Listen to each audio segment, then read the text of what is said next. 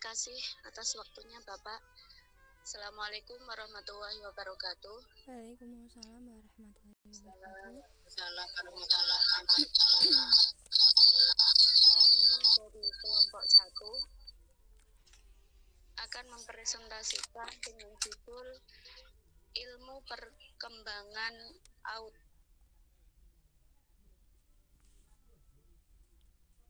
Yang terdiri dari kami yaitu 1. Bunda Falasifah, 2. Siti Fatimah, 3. Maftuhah, 4. Nafiatun, dan 5. Vivi Nuvianti. Latar belakang. Masa anak usia dini merupakan masa keemasan atau golden age. Oleh karena itu, pendidikan pada masa ini merupakan pendidikan yang sangat fundamental dan sangat menentukan perkembangan anak selanjutnya. Secara umum, pendidikan anak usia dini dimaksudkan untuk memfasilitasi pertumbuhan dan perkembangan anak secara menyeluruh, sesuai dengan norma-norma dan nilai-nilai kehidupan.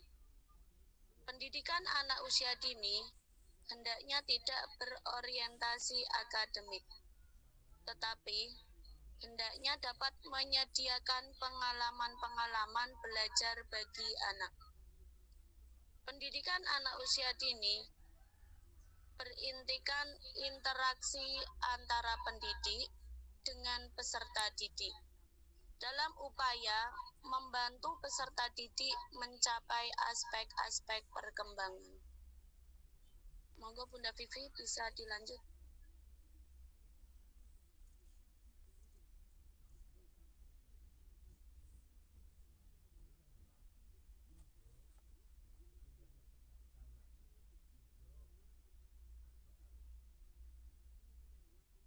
Terima kasih. Selanjutnya, rumusan masalah. Yang pertama, apa manfaat ilmu perkembangan anak usia dini dalam proses pembelajaran anak usia dini? Yang kedua, bagaimana upaya pendidik dalam membantu peserta didik mencapai aspek-aspek perkembangannya?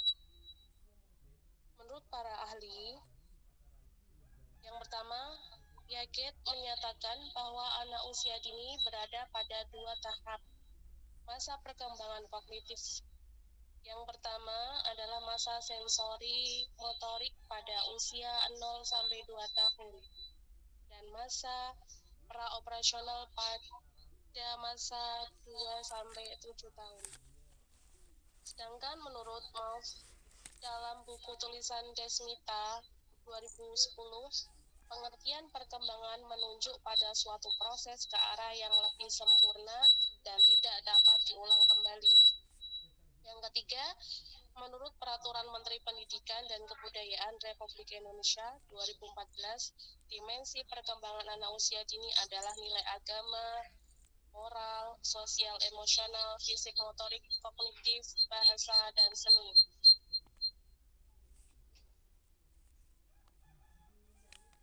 Monggo Bunda Nafi. Ya, terima kasih. Yang selanjutnya, ilmu perkembangan anak usia dini adalah bidang yang mempelajari berbagai aspek perkembangan anak dari lahir hingga usia 7 tahun. Pada tahap ini, anak mengalami pertumbuhan yang pesat dalam berbagai dimensi, termasuk fisik, kognitif, sosial, emosional, dan bahasa. Penjelasan. Aspek utama dalam perkembangan anak usia dini. 1. Perkembangan fisik, koordinasi,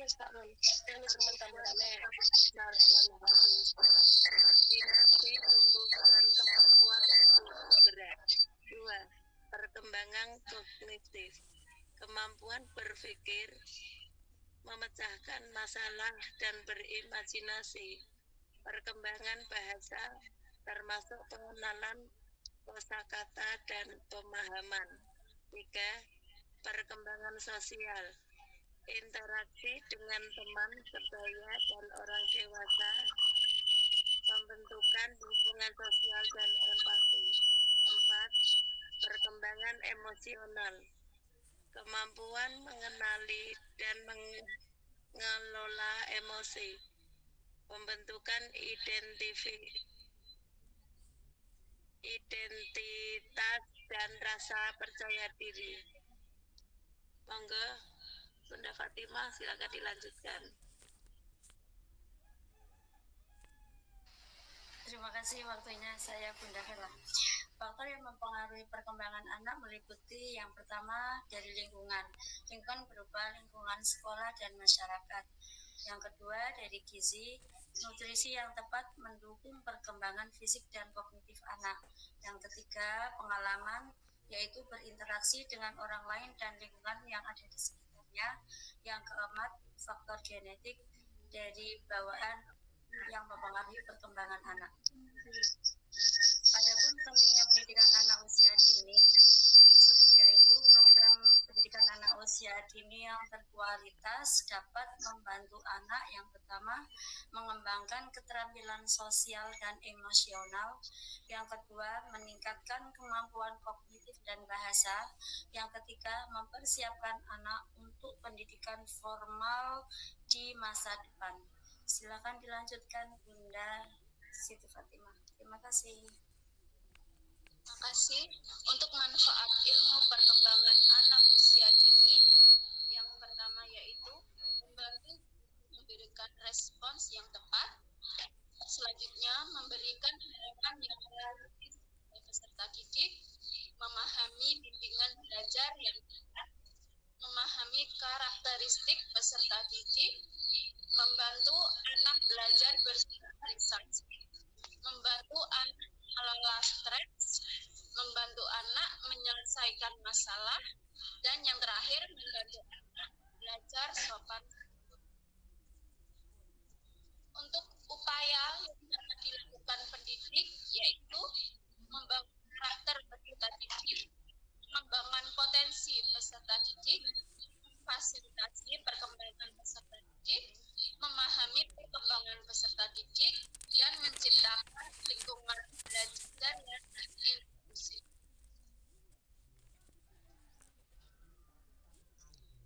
Kesimpulannya yaitu dengan memahami perkembangan anak didik, orang tua dan pendidik dapat menciptakan lingkungan yang mendukung optimal anak.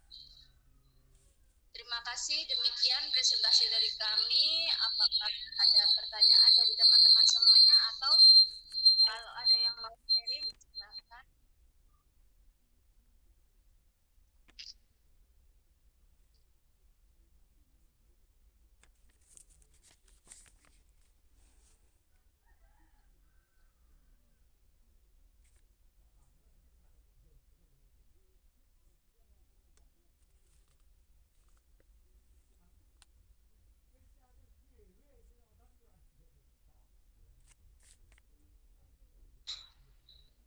Monggo Bunda Septi.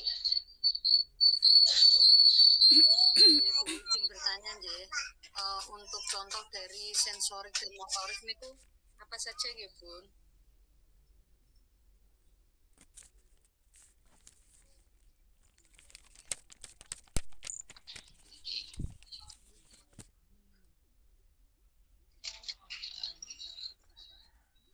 Nggih, Bunda Septi, terima kasih pertanyaannya. Untuk sensori motorik sendiri terbagi menjadi dua nggih, Bun. Ada motorik halus dan motorik kasar. Kalau motorik halus sendiri contohnya seperti bisa menggambar, menulis atau meremas kertas dan sebagainya. Sedangkan motorik kasar bisa dengan kita senam, bergerak, menari, berlari, melompat-lompat, dan kegiatan lain yang berhubungan dengan gerak fisik anak. Itu menurut saya, Bunda. Gimana Bunda Sakti? Monggo yang lain bisa menambahi, mungkin ada tambahan dari Bunda yang lain.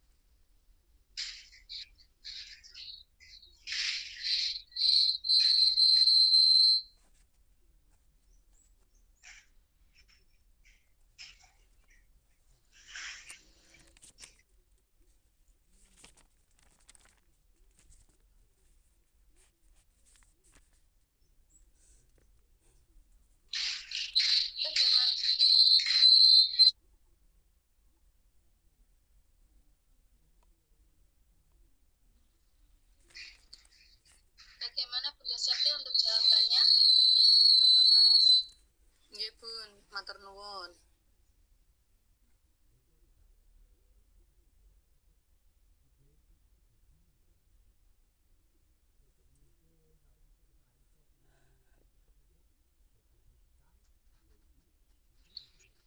Silakan yang mengangkat tangan dulu Bunda Rina ya tadi ya. Monggo Bunda. Ya, terima kasih Bunda untuk kesempatannya. Ini izin bertanya nggih Bunda. Apa maksud dari kata fundamental bagi ilmu pengembangan PAUD? Terima kasih Bunda. Mohon maaf Bunda, apakah bisa diulangi? Iya baik Bunda. Apa maksud dari kata fundamental dari ilmu pengembangan PAUD? Sudah Bunda? Oke Bunda. Oke, terima kasih Bunda.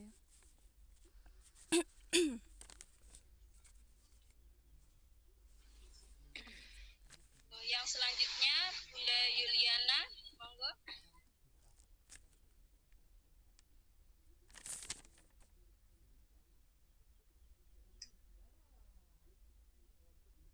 Pertanyaan dari saya adalah kegiatan apa yang bisa memfasilitasi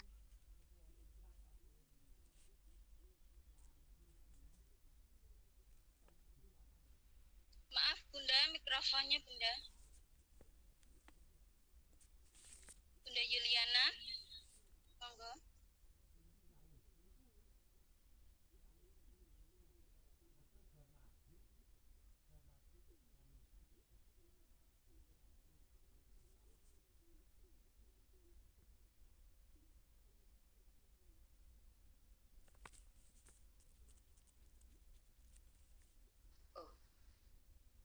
belum terdengar? Belum Bunda. Ulang lagi pertanyaannya Bunda.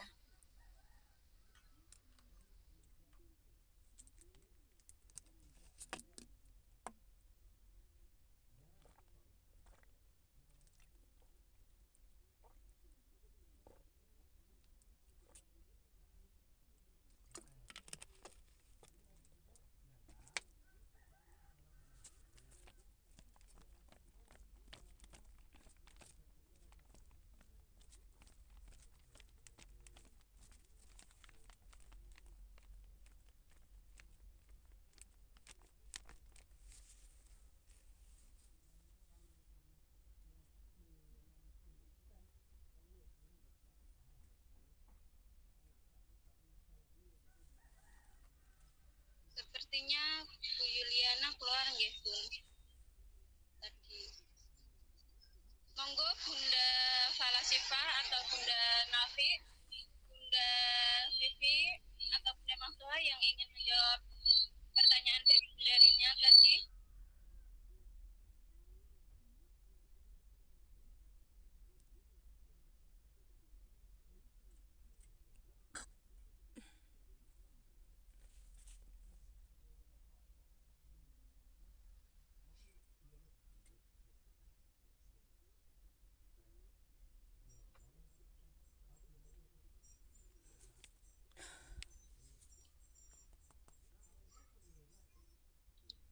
Baik, kalau belum ada yang mau menjawab, saya jawab sebisanya ya Bun. Konsep fundamental perkembangan anak usia dini tadi nggih. Maksudnya yaitu yang pertama perkembangan kognitif, yaitu proses yang terjadi di otak untuk menghasilkan pengetahuan atau nalar berpikir kritis anak. Sedangkan yang kedua yaitu perkembangan sosial emosional, yaitu kemampuan anak berinteraksi dengan lingkungan sosialnya, dengan teman-temannya, dengan gurunya, dan lain sebagainya. Untuk yang ketiga yaitu perkembangan bahasa, yaitu kemampuan anak menerima dan mengekspresikan bahasa. Selanjutnya, perkembangan fisik motorik sendiri yaitu kemampuan anak mengkoordinasi gerak motorik halus dan motorik kasarnya. Yang selanjutnya yaitu perkembangan moral, artinya kemampuan anak mengatur sikap perilakunya terhadap orang lain. Itu Bunda Rina, bagaimana? Ya Bunda, terima kasih. Saya tambahi ya Bunda. Bisa saya tambahi? Nggih, monggo Bunda Falsifa. Aspek kemandirian yaitu membangun keterampilan sehari-hari untuk meningkatkan kemandirian anak. Aspek pendidikan inklusi yaitu menyediakan lingkungan belajar yang mendukung, termasuk metode pengajaran yang sesuai dengan akses ke sumber daya yang dibutuhkan untuk memaksimalkan potensi anak. Dukungan emosi yaitu memberikan dukungan untuk membantu anak mengatasi tantangan yang mungkin dihadapi serta membangun rasa percaya diri dan ketahanan. Terima kasih Bunda, monggo bisa diterima penjelasannya.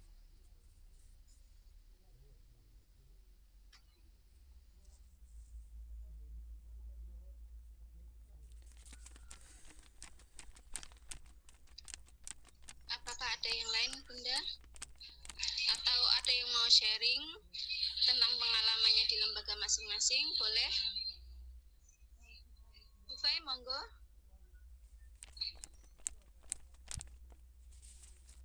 Assalamualaikum Bun. Salam. Sharing aja ya Bun, kayaknya kok agak tegang nih. Pada tegang semua Bunda. Bunda, dalam perkembangan anak kan kita pasti tahu ya, sebagai pendidik itu nggak bisa bergerak sendiri, pasti ada kayak sistem gurita, jadi harus ada kerjasama dari banyak pihak, baik itu dari pihak sekolah, kita sendiri sebagai pendidik, kemudian dari orang tua. Nah, terkadang di setiap tahun ajaran itu kan kita punya tantangannya masing-masing ya Bun, ada kejadian tak terduga, apalagi yang saya alami tahun ini itu ada istilahnya agak terhambat dalam menjalin komunikasi dengan orang tua. Jadi yang tadi kayak untuk motorik anak, sebenarnya kalau misalkan motoriknya anak itu distimulus di sekolahan, kemudian di rumah pun juga distimulus, insya Allah hasilnya akan lebih maksimal. Tapi ternyata jawabannya orang tua adalah, Bu, saya capek, saya udah kerja, saya sudah carikan guru les, tapi belum dapat, ya sudah, gitu aja. Terus lain waktu ketika kami membagikan dokumen kegiatan, ketika anaknya itu sudah bisa meniru sebuah kata dengan plastisin, ternyata anaknya masih yang berupa cuilan-cuilan, kemudian pada saat kegiatan yang lain pun juga dia belum mencapai seperti teman-temannya. Orang tuanya itu komplain, padahal sebelumnya sudah diinfokan bahwa memang tiap anak itu kan beda-beda Bun ya, maksudnya untuk pencapaiannya tergantung dari stimulus yang dibawa dari saat sebelum sekolah kemudian disambung pada saat sekolah. Nah, ini yang mau saya tanyakan, mungkin ada beberapa teman-teman yang juga mengalami kejadian sama dengan saya. Kalau saya kemarin sih sudah mencoba berkomunikasi dengan mamanya karena ayah itu ada di luar kota. Pada saat komunikasi pertama, kedua, ketiga itu jawabannya mental. Jadi intinya saya itu sudah sekolahkan anak, ya saya pasrahkan semua kemampuan anak saya ke sekolahan. Buat apa saya biar sekolah kalau bersih ya Bu. Gitu. Kemudian untuk yang berikutnya, beliau istilahnya kayak mengungkapkan kesesalahannya karena sampai detik ini tuh juga belum dapat guru les pendamping. Jadi yang diharapkan itu menguatkan motoriknya, tapi beliau yang ekspresifnya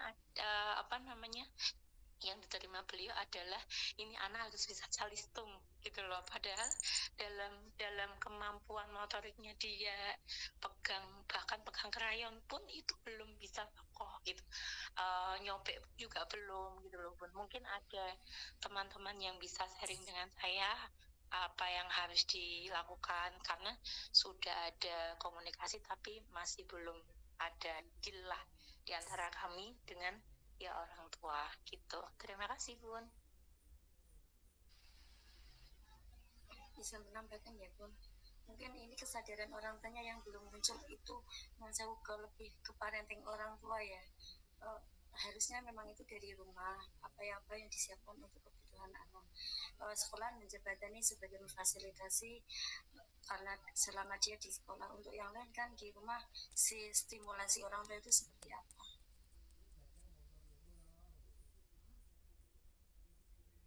Oke Bunda, sepertinya semuanya dari kita juga mengalami hal yang sama ya. Koordinasi dengan orang tua itu kadang memang masalah yang gampang-gampang susah. Kadang ada orang tua yang tidak peduli dengan perkembangan anaknya.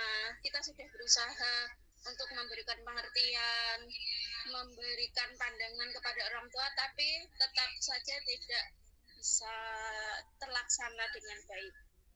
Saya juga sebenarnya mempunyai permasalahan yang sama dengan Bu Fe. Untuk untuk komunikasi dengan orang tua itu susah sekali Bu. Bahkan ada yang orang tuanya sendiri belum bisa menerima kalau anaknya itu kurang dalam, misalnya saja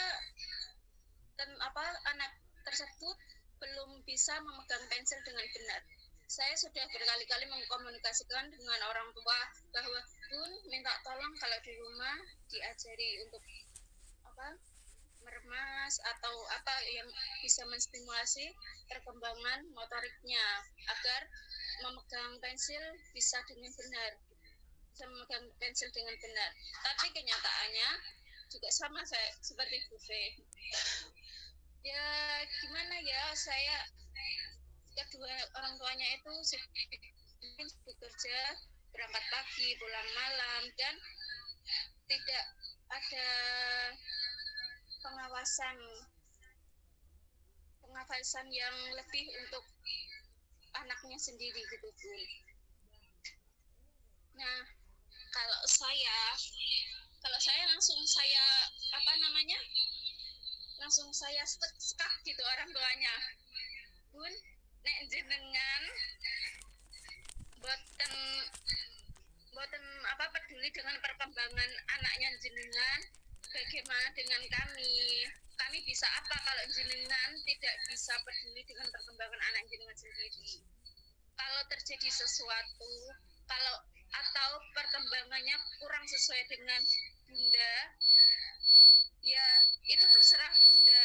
Kami hanya bisa menjalankan kewajiban kami di sekolah sesuai dengan kemampuan kami. Kalau jenengan tidak bisa, ya kami juga tidak bisa apa-apa, atau jenengan yang tidak peduli dengan perkembangan anaknya Bunda. Begitu Bun. Mungkin ada yang lain, Budian? Monggo. Ini saya berbagi aja teman-teman. Saya tuh di sekolah saya tuh ada beberapa tip untuk membangun komunikasi dengan orang, terutama bonding ya. Bonding itu kan arahnya lebih ke motorik. Sebenarnya pendidikan itu kan suri toladan. Pendidikan itu mencontohkan. Kalau jangan terlalu banyak kita mendikte, karena itu kebanyakan nggak mempan. Jadi kita banyak mencontohkan, bagaimana guru mencontohkan kepada orang tua mencontohkan kepada anak, guru mencontohkan kepada anak. Nah, salah satu yang kita pakai untuk supaya anak-anak mau bergerak di rumah, pertama kita selalu ada laporan kegiatan di kelas. Jadi semua kegiatan anak-anak itu di-set. Hari ini anak-anak itu masak ngapain, anak piket itu ada gambar-gambarnya, anak lagi main, ketika anak melakukan kebaikan ketika dan macam-macam itu setiap hari kami share. Jadi orang tua itu belajar juga ketika ternyata di sekolah itu anak-anak ketika mau belajar menulis tuh nggak langsung pakai pensil, gurunya buatin beras dulu, terus nanti bikin apa dulu, kan bergerak itu istilahnya, kita mikir dulu, bergerak dulu, nggak secara langsung. Nah itu alhamdulillah dengan laporan-laporan kegiatan itu kan orang tua suka pasang-pasang story di itu ya di HP-nya, itu kita bisa lihat kadang anaknya masak diajak. Nah itu kan sudah keterlibatan kognitif itu, anak-anak nggak main tapi terus tuh kadang yang nyuci diajak, terus nyuci mobil diajak. Nah itu kan sebenarnya bagian respon dari orang tua untuk kognitif anak-anak. Bonding akhirnya anak-anak kan bergerak karena apa? Karena orang tua mencontohkan, mungkin kan lihat kegiatan di sekolah, oh ternyata mendidik anak itu nggak cuma sekedar kebutuhannya loh, tapi bonding itu bergerak bersama, itu yang penting. Terus yang kedua itu kami menggunakan ini PR. Di kami itu ada PR Bu, PR-nya tapi nggak terhitung, tapi PR-nya berupa kegiatan sehari-hari. Dan kegiatan itu dilakukan selama 40 hari. Kenapa 40 hari? Supaya anak-anak itu konsisten. Ketika cuma dikerjakan sepekan, 2 pekan itu nggak anak bisa konsisten. Tapi kalau 40 hari insya Allah masih jadi kebiasaan yang baik. Seperti menata sendal. Menata sendal tuh nggak cuma punya sendiri, punya keluarganya. Semuanya ditata. Jadinya nanti kalau mau nyari sendal, pakai sendal kan gampang. Punya bapaknya, ibunya itu ditata. Dan itu jadi kebiasaan anak-anak. Ketika anak ke masjid, kemana itu semua sendalnya ditata. Bahkan di sekolah. Lihat sendal temannya tercecer, itu ya diberesin. Nanti 40 hari kemudian menaruh sendok piring ke dapur, terus besok menata kasur. Itu kan bagian dari motorik juga sebenarnya. Jadi anak-anak itu bergerak gitu di rumah, mereka itu belajar mandiri, belajar cari solusi bagaimana. Dan mungkin kalau di sekolah saya ada seperti itu. Kalau parenting sebenarnya juga ada, tapi ya ini kalau parenting nggak ada, kita sudah ganti lebih ke konseling. Jadi ada jadwal dalam 1 tahun tuh 2 kali orang tua datang, kita jadwalkan. Itu kita harus suami istri. Ambil apapun kita harus suami istri, nggak boleh sendiri, karena pendidikan itu nggak dari ibunya aja, sama bapaknya juga. Jadi kalau jadwalnya nggak bisa, mereka milih jadwal sendiri, gurunya yang menyesuaikan. Mungkin seperti itu kalau di sekolah saya.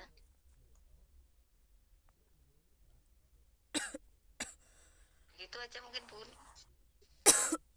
Terima kasih Bu Dian untuk sharingnya, sangat bermanfaat sekali. Saya juga sedang mencari cara seperti Bu Fe tadi. Nah, tadi penjelasan dari Bu Dian sangat-sangat ya mungkin bisa menjadi contoh juga untuk kami ke depannya nanti. Ada bukan Bu? Mungkin bisa menambahkan. Ya, monggo.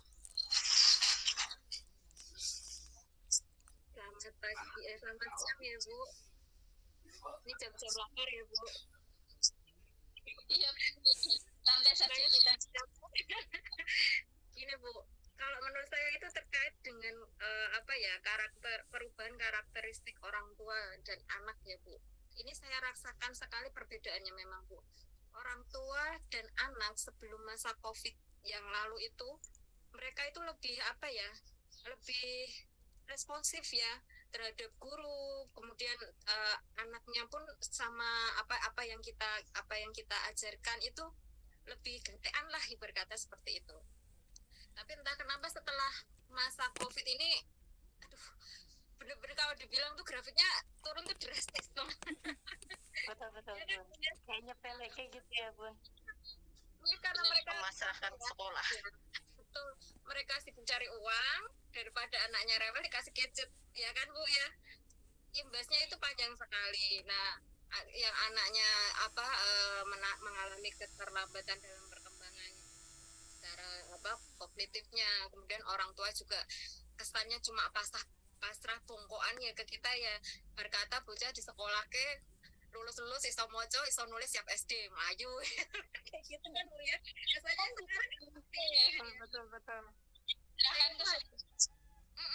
Ini saya hadapin Bu di tahun ini Bu. Saya tuh waktu awal masuk tahun ajaran ini ada satu satu murid saya itu mengalami, kalau saya dari awal saya amati ini anak agak ada kebutuhan khusus gitu ya, ada kebutuhan khusus, cuma orang tuanya itu mengabaikan gitu loh Bu, ngerti nggak? Apa terkesan anakku baik-baik saja kok, anakku nggak apa-apa kok. Denial ya Bu. Ya. Belum terima. Ya. Sambil jalan setiap ada hal-hal yang luar biasa yang anak itu lakukan saya videokan Bu. Saya kirim ke orang tuanya, saya foto, saya kirim ke orang tuanya. Tidak ada respon Bu, masih menganggap ya anak saya tidak apa-apa, anak saya baik-baik saja gitu. Akhirnya saya nggak patah arang Bu, saya kebetulan anak itu kan diasuh sama budenya pada minggu depannya setelah saya kasih laporan foto-foto itu, budenya saya cincang ibaratnya. Saya suruh nungguin anak itu di kelas Bu, dari awal pembelajaran sampai dengan akhir pembelajaran. Jadi beliau menyaksikan langsung apa yang anak itu lakukan, karena lewat video tidak respon, lewat lewat foto tidak respon. Nah setelah itu budenya kan menyaksikan sendiri nih anak ngapain aja sih di kelas, seberapa aktifnya anak ini gitu. Kemudian budenya itu menyampaikan ke orang tuanya masih tidak percaya, oh tidak apa-apa, memang itu suatu hal yang biasa saja gitu. Tidak patah arang Bu, orang tuanya Bu ya saya suruh nungguin di kelas Bu. Orang tuanya saya suruh nungguin di kelas dari pagi sampai anak itu pulang. Akhirnya alhamdulillah Bu, itu memang anak itu dibawa ke atas saran saya Bu, memang karena orang tuanya sudah menyaksikan langsung nih anak ini memang punya kebutuhan khusus. Kemudian saya sarankan tolong diperiksakan dulu ke klinik tumbuh kembang, karena kan memang klinik tumbuh kembang itu kebetulan itu kan ada fasilitas dari BPJS kan Bu ya.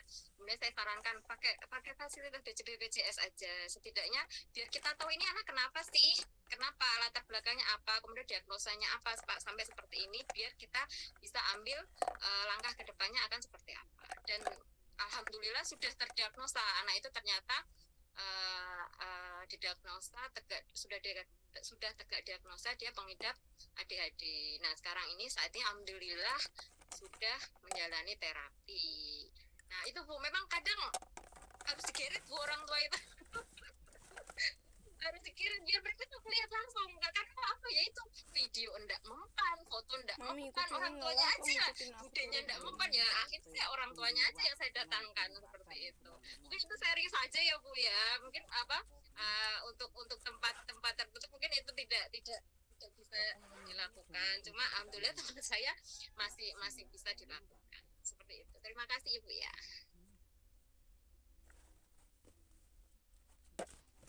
Terima kasih Bu.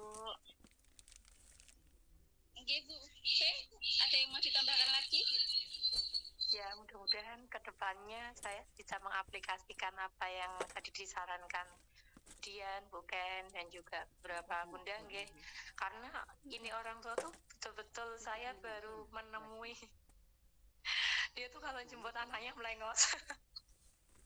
Jadi langsung pulang gitu aja, anaknya nggak disuruh pamit. Saya astagfirullah, ini saya harus kayak gimana, padahal juga intinya sebenarnya yang butuh itu kan anak, dan yang betul harus memang berupaya itu orang tua kita, istilahnya kayak sebatas orang luar yang memang membantu beliau gitu.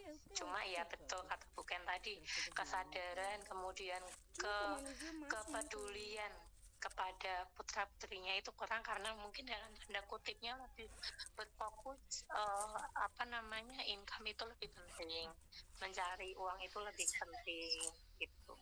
Ya mudah-mudahan persoalan yang sama dengan saya di teman-teman akan ada solusinya. Terima kasih Bu. Terima kasih Bu.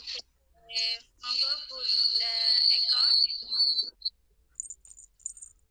Mungkin gini ya Bun, saya juga menanggapi dari tadi Bu Ken tadi ya, mungkin kita bisa menjadwalkan 1 atau 2 kali untuk kita mendatangkan orang tua ke sekolah ya, bersama-sama, biar orang tua itu tahu apa pembiasaan-pembiasaan anak di sekolah, bagaimana cara belajar anak di sekolah. Karena di anak itu lebih banyak waktunya dengan orang tua di rumah daripada kita di sekolah. Jadi mungkin orang tua bisa menjadi asisten kita di rumah untuk perkembangan anak yang maksimal. Gitu Bun. Kira-kira gimana? Saya menanggapi kemungkinan itu sih bisa ya Bun untuk beberapa lembaga melaksanakan itu. Tetapi ada beberapa lembaga yang ada hal-hal yang akhirnya tidak bisa mengaplikasikan itu. Kayak lembaga kami, mohon maaf kami katakan bahwa kepala kami itu memang bukan sistem orang yang ketika ada berbeda itu beliau menerimanya dengan legowo, kemudian menanggapi oh kok beda itu kenapa sih gitu loh. Tapi lebih ke kok beda sih nggak boleh kayak gitu loh Bun. Itu yang akhirnya membuat kami yang tadinya ingin melangkah lebih cakupannya lebih jauh, akhirnya mempertimbangkan satu dan lain hal gitu. Dan mungkin bukan cuma dari lembaga kami aja yang mengalami itu Bun. Sebenarnya ada beberapa saran-saran, cuma memang itu terbentur dengan kondisi lembaga kayak gitu Bun. Terima kasih Bu Eko untuk sarannya.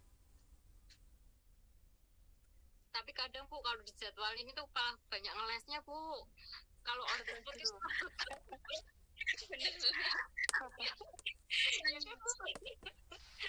kalau proyek kita bisa nggak Bu Bai? Gimana kemudian? Proyek kayak di sekolah saya itu kan ada proyek yang khusus buat nggak 1-2 anak tapi seluruh anak TK A dan B. Kita punya kayak sekarang ini kita punya proyek tanaman. Jadi kita belikan dari sekolah itu belikan media tanam sama pot.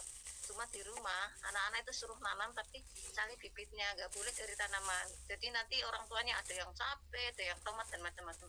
Dan itu memang sengaja kita biar bonding antara ibu dan anak, kan mereka harus nyiram, harus keluarin, masukin. Dan itu dibawa ke sekolahan ketika tumbuhannya sudah 5 cm, kita kasih itu 5 cm. Ya, jadi itu anak-anak yang sudah 5 cm itu kemarin alhamdulillah udah pada bawa ke sekolahan dan mereka bercerita, aku sama ibuku begini, aku sama ayah begini. Jadi itu tugas yang tidak memberatkan lah, insya Allah nggak pakai biaya lagi. Nggak pakai biaya kan kita sudahnya bisa dari kalau nggak bisa menyediakan, kalau kita kan menyediakan ya kayak pot sama medianya, mungkin kan di rumah kan ada tanah, nanti bisa pakai apa barang bekas kaleng atau apa gitu. Kalau itu kan bisa dari biji cabai kan mesti punya di rumah, tinggal dijemur aja.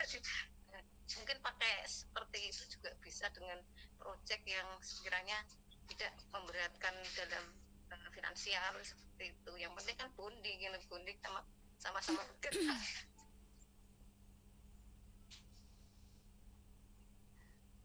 Mungkin mau menambahi Bu Ken, kalau cara seperti itu gimana Bun? Gak bisa lagi.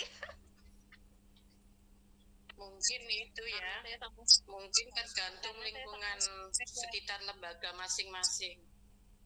Kalau banyak yang kerja mungkin ya Pak istilahnya ya kayak pasrah bongkar itu ada, memang kayak Ibu Ken Rahajani tadi pasrah sama gurunya. Kadang aja anak kalau diberitahu orang tua jadi tidak nganutnya malah sama gurunya. Terus untuk kebetulan di lembaga kami kebanyakan dari para petani, jadi ya alhamdulillah rada nganut sithik ngoten ya.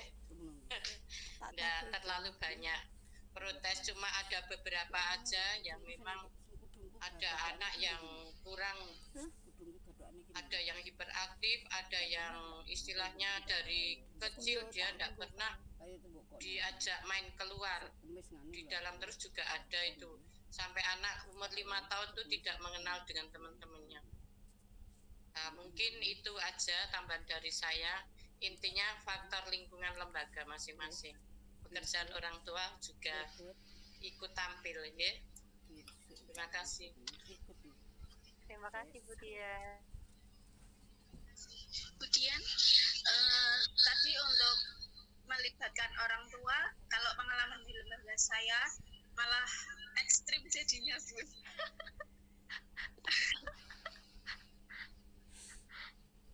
Lah kenapa? Melibatkan, ya kita pernah melibatkan orang tua dalam kegiatan tertentu lah. Kita membuat kegiatan anak bersama orang tua. Malah kalau anaknya tidak bisa itu dimarahi terus, pokoknya responnya ya Bu Fatimah ya. Ada yang sampai apa namanya, kalau dia enggak gitu loh, kok malah kayak gini ya gitu. Saya malah apa namanya bertanya-tanya lagi, Gurunya yang dia orang tua malah jadi ekstrim gini. Banyak yang nangis itu karena dimarahin orang tuanya karena tidak bisa apa namanya. Kami juga sudah memberikan penjelasan, enggak apa-apa, pelan-pelan saja. Kalau misalnya anak kalau belum bisa juga dituntun pelan-pelan gitu. Tapi malah ekstrim sekali kalau di lembaga saya. Memang ini ya Bun ya, sosialisasi sekolah itu penting, terutama dari kepala sekolah ya, dari pimpinan itu pertama itu kayak di saya itu kan ini yang belajar itu nggak cuma anak, orang tua juga wajib belajar. Dan itu saya tekankan ketika pertama mereka daftar. Saya kalau pertama mendaftar ke sekolah itu, ibu kesini mau ngapain, apa yang ibu cari gitu, kalau tujuannya apa, terus saya jelaskan di sekolah ini. Kalau cuma pengen calistung dan lain-lain, itu gampang, tinggal nganu guru les aja bisa. Cuma di sini itu tidak cuma anak yang sekolah, orang tua juga harus sekolah. Jadi ya ada ini kita mengasih pengertian dan pemahaman kepada orang tua bahwa pendidikan itu kan ya memang sekolah fasilitator, kan orang tua wajib, yang wajib itu orang tua. Nah itu dari pertama sekolah, awal sekolah memang sebenarnya sudah harus ada kesepakatan itu antara pihak sekolah dengan orang tua. Jadinya nggak menyepelekan, karena kan sudah tahu ketika datang dia mau apa dan nanti kesananya mau gimana itu. Nah kalau nggak ada seperti itu, memang nanti kesananya susah untuk berubah, kan harus bergerak semua. Nggak bisa salah satu tuh nggak bisa. Nah itu mungkin dari itu kayak kita MPLS itu, kalau MPLS itu saya tanya orang tua mau apa, kalistumnya mau sampai mana, tahlid mau sampai apa yang mau masukkan di dalam kurikulum, itu saya tampung semua. Ada yang minta bahasa Arab, macam-macam. Nah itu nanti ya kita ini nanti kita diskusikan mana yang bisa, mana yang tidak. Terus nanti kita sepakat sama orang tua. Jadinya orang tua itu ya alhamdulillah manut-manut, karena dari awal kita sudah buat kesepakatan. Dan setiap 3 bulan kita itu menceritakan, kan konseling. Ada konseling itu menceritakan anaknya plus minusnya di sekolah seperti ini, terus di rumah bagaimana. Terus nanti ya itu sama-sama sharing. Dan kita di sekolah juga nggak tahu cara nanganin anak, yang tahu kan orang tua, karena kan mereka lebih lama dengan anak-anak. Ya minta masukan, minta ini. Ya itu orang tua itu nggak mau disalahkan. Kita tuh berusaha nyanjung, banyak nyanjung orang tua. Mungkin itu aja. Ya, terima kasih Bunda. Ingin Pak Asep mau menambahkan, Pak? Oke, baik, terima kasih. Ini sangat luar biasa ya di pertemuan pertama ini. Beri emoticon dulu untuk kelompok 1 ya, teman-teman yang lain ya. Oke, baik. Oke, terima kasih ya teman-teman nih. Karena kalau mungkin saya nggak menyetop ini pasti nanti bablas sampai jam 12 ini ya. Oke, karena ini masih ada waktu kurang lebih 10 menit, ini saya mencoba untuk menyambungkan ya benang merahnya dari tadi presentasi kelompok pertama terkait dengan perkembangan anak usia dini, dan tadi ada beberapa pertanyaan ya. Nah, baik, yang pertama ini teman-teman perlu bisa dibilang perlu dicatat atau mungkin perlu diberikan tanda ya. Ini teman-teman ini termasuk salah satu pilar ya, pilar yang notabene kalau saya menampilkan di slide ini, slide-nya kelihatan nggak teman-teman ya? Kelihatan Pak. Bisa dibilang guru anak usia dini itu adalah pilar fondasi ya, pilar fondasi yang notabene sekarang itu kan tadi saya juga menyimak dari beberapa pertanyaan, kita ada tantangan yang serius ini dari hari ke semakin hari, dari waktu semakin waktu ya. Ini menjadi hal yang perlu kita garis bawahi dan jangan sampai nanti ini malah menjadi tanda kutip nanti kebablasan ya. Nah, karena apa? Di dalam kita fokus ya teman-teman ya, di dalam konten ini perkembangan anak usia dini ini kan, di anak usia dini kan ada 6 aspek perkembangannya. Salah satunya adalah yang ada di mata kuliah ini fisik motorik. Nah, kalau kita bicara terkait dengan orang hidup ya, orang hidup itu tujuan utamanya adalah sehat ya. Orang hidup itu adalah tujuan utamanya sehat, nggak ada yang lain lagi ya. Dengan sehat orang itu bisa melebarkan ke indikator yang lain. Salah satunya ya sering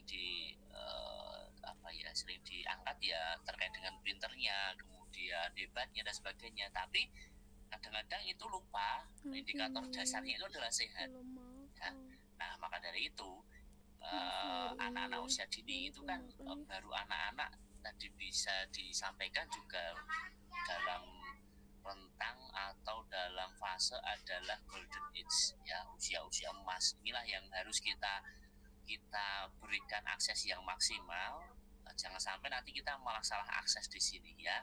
Nah, ini fakta ya yang saya sampaikan di sini ya teman-teman ya. Jadi kondisi krisis ini sudah terjadi ya sejak tadi bisa dibilang ditambah parah oleh pandemi ya, ditambah parah oleh pandemi. Dan sekarang setelah pandemi juga banyak ilmu-ilmu atau kemajuan-kemajuan yang notabene ini semakin tidak mendukung terkait dengan anak itu bergerak ya. Salah satunya sekarang dengan IoT atau dengan artificial intelligence ya, Internet of Thinking itu kan sekarang memudahkan ya, tanpa orang itu bisa bergerak. Padahal itu esensinya nantinya kalau ini terjadi di anak usia dini sangat merugikan ya. Padahal anak usia dini itu harus dipacu secara maksimal terkait dengan geraknya ya.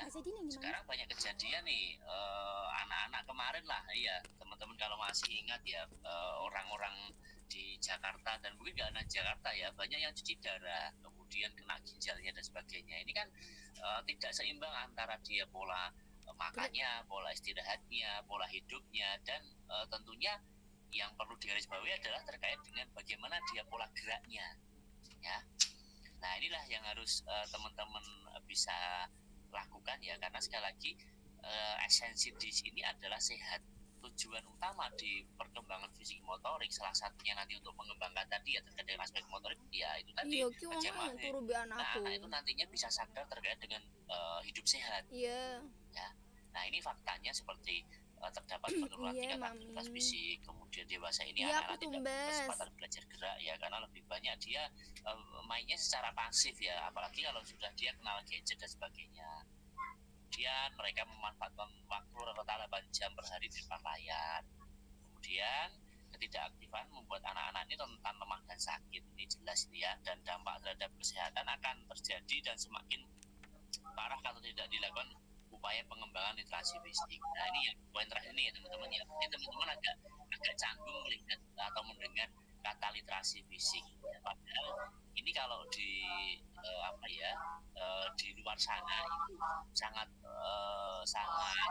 sekali bisa dikembangkan terkait dengan literasi fisik ini ya. Apalagi kalau bicara terkait dengan anak usia dini ya, ini harus maksimal. Jangan sampai nanti literasi fisik ini kalah dengan literasi numerasi dan literasi yang sering sekarang ya, literasi numerasi dan literasi apalah yang membaca, menulis dan berhitung seperti itu ya. Kalau bisa literasi fisik ini porsinya juga tidak kalah pentingnya ya. Sekali lagi karena kita itu adalah sehat ya.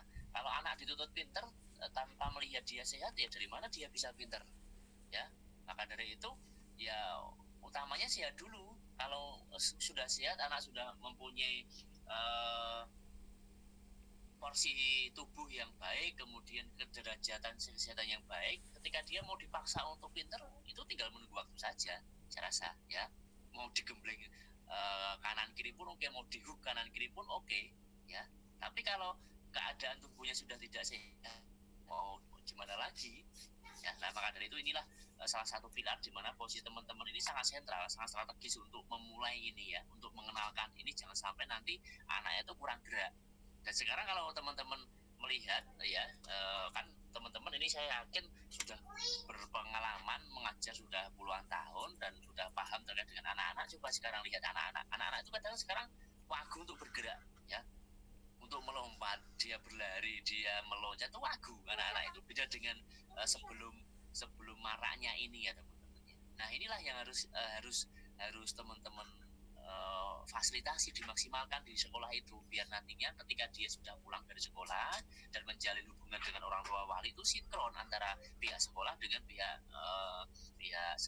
rumah ya. Karena memang ya kenyataannya seperti ini, kadang-kadang orang tua pun kadang-kadang sudah pasrah dengan sekolahannya, di rumah sudah tidak ada waktu karena pagi sampai malam dia bekerja dan sebagainya. Padahal itulah salah satu mengapa orang tua itu perannya juga sentral. Jangan sampai nanti hanya memaksakan pembelajaran di sekolah tapi di rumah tidak diberikan umpan balik gitu ya.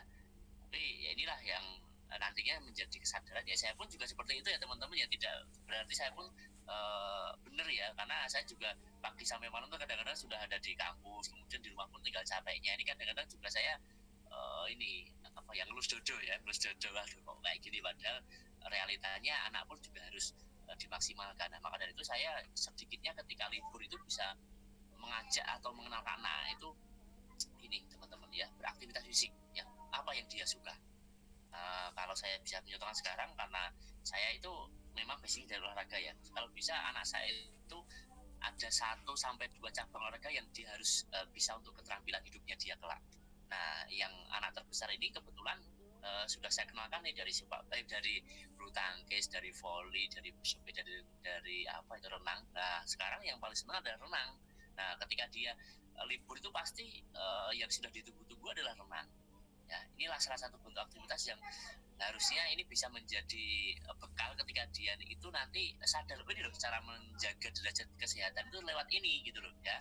Nah maka dari itu sebelum nanti anak-anak itu sudah terlanjur dalam dunia yang sangat bagus, yang dalam artian ini adalah gadget, nah silahkan nanti bisa dikenalkan ya terkait dengan kompetensi gerak, terkait dengan keleluasaan gerak, terkait dengan keragaman gerak. Ini kan sangat penting sekali. Biarkanlah dia bermain dengan teman-temannya. Kalau misalkan di komplek itu banyak anak, silahkan anak itu diberikan kebebasan untuk dia beraktivitas fisik. Jangan sampai nanti malah justru hal seperti ini yang ada teman-teman ya. Nah, ini saya tampilkan ya. Nah kayak gini, ini kan sekarang sudah menjadi hal yang lumrah kita lihat ya. Ini sebelah kanan ini ya, dia bersama-sama dengan temennya, tapi secara bersama-sama itu dia kegiatannya pasif ya, hanya duduk. Nah ini yang didukung ketika di depannya banyak minuman kemasan yang orang genah gitu, dalam tanda kutip orang genah ya, orang genah pengawetnya, gulanya tinggi, dan dia didukung dengan tidak aktif bergerak dan ya berarti kalau itu terus terjadi dari waktu ke waktu, hari ke hari, bulan ke bulan, minggu ke minggu ya, tinggal menunggu saja penyakit itu datang. Karena sekali lagi ya akan ada cerita lagi terkait dengan ini sekarang cuci darah sudah semakin marak lagi, kemudian anak-anak sudah terkena ginjalnya dan sebagainya ya. Nah ini semoga menjadi awal nanti di fisik motorik ini menjadi pemicu untuk teman-teman ini bisa memberikan pelayanan yang terbaik terkait dengan fisik dan motorik ya. Dan sekali lagi mutlak ya, sehat itu mutlak. Nah, kalau kita punya uang banyak kita nggak sehat ya percuma ya. Dengan sehat itu kita bisa kemana-mana kok ya. Walaupun nggak punya uang, kalau kita sehat ya bisa guyu itu sudah lumayan ya. Jangankan guyu ya, dan nggak sehat nggak bisa guyu kok teman-teman. Adanya hanya merintih, aduh loro dan sebagainya. Nah inilah yang harus kita sadarkan ke anak-anak, jangan sampai itu malah justru menjadi generasi yang lemah gitu loh ya teman-teman ya. Oke, mungkin ini saja yang dapat saya sampaikan untuk memberikan umpan balik. Semoga nanti di pertemuan kedua di kelompok 2 juga sama bagusnya dengan kelompok 1 ini ya teman-teman ya. Dan sekali lagi apresiasi kepada teman-teman. Yang penting ikhlas ya teman-teman ya, karena sekali lagi teman-teman ini satu langkah kakinya sudah di surga ya. Apalagi anak usia dini seperti ini adalah ibarat fondasi ya. Rumah itu kalau tidak ada fondasi ya sama saja nggak ada rumah ya. Gedung itu kalau nggak ada fondasi ya akan ambruk. Bisa diibaratkan ya seperti anak, kalau fondasi fisik motoriknya sudah bagus, otomatis kan derajat kesehatannya bagus nih, jelas itu akan berimplementasi jelas itu. Nah maka dari itu ketika nanti akan anak itu dikembangkan kemanapun sudah santai ya, oke lah, kita secara kognitif, kita secara pengetahuan oke lah ya, tinggal digegas saja kalau keadaan fisiknya sudah bagus dan sehat gitu. Oke, mungkin ini saja teman-teman dari saya. Kalau ada pertanyaan monggo satu saja, yang penting nanti kita lanjutkan di minggu depan karena waktunya juga terbatas ya. Silakan Pak, waktunya udah habis.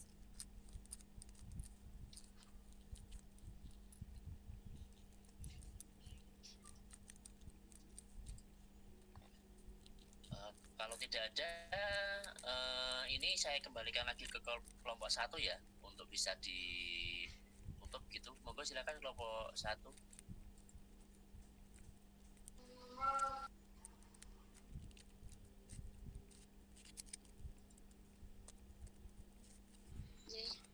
Terima kasih Bapak atas pencerahannya. Semoga ilmu yang didapat pada hari ini bisa bermanfaat bagi kita semua.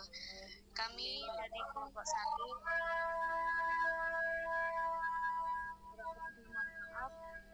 Assalamualaikum warahmatullahi wabarakatuh.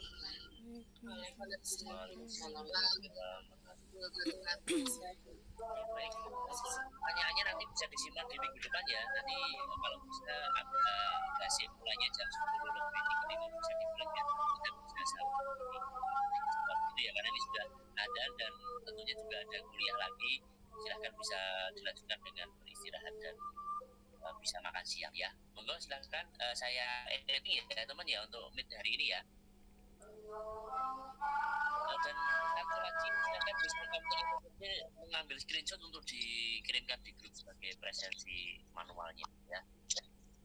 Iya Bapak. Oke, siap. Monggo sebelum saya end meeting bisa di screenshot dulu.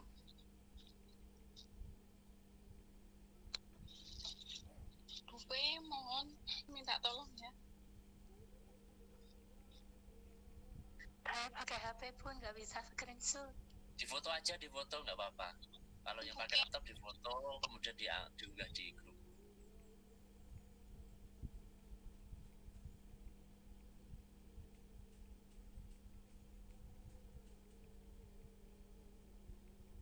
Oke, baik gitu aja ya teman-teman ya. Karena sudah menginjak waktunya istirahat. Ini saya end meeting saja. Salam sehat selalu, tetap semangat ini.